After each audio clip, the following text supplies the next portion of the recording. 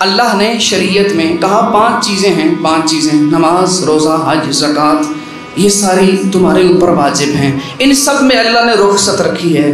نماز کھڑے ہو کے نہیں پڑھ سکتے، بیٹھ کے پڑھو، نہیں پڑھ سکتے لیٹ کے پڑھو، ٹھیک ہے۔ روزے کے بارے میں ہے اپنے گھر میں ہو روزہ رکھو، سفر پہ ہو قصر ہے، ٹھیک ہے، بعد میں قضا کر سکتے ہو۔ حج کے بارے میں ہے استطاعت ہے تو کرو، نہیں ہے تو نہ کرو۔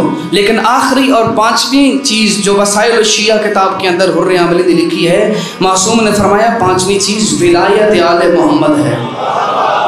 کہا تمہارے ہر عمل میں تمہاری گنجائش موجود ہے۔ نماز تم پڑھو، کھڑے ہو کے پڑھو، بیٹھ کے پڑھو، لیٹ کے پڑھو، اگر نہیں پڑھ کے گئے، کہیں کمی رہ گئی ہے، دنیا سے چلے گئے، بیٹا پیچھے سے بھیج دے گا۔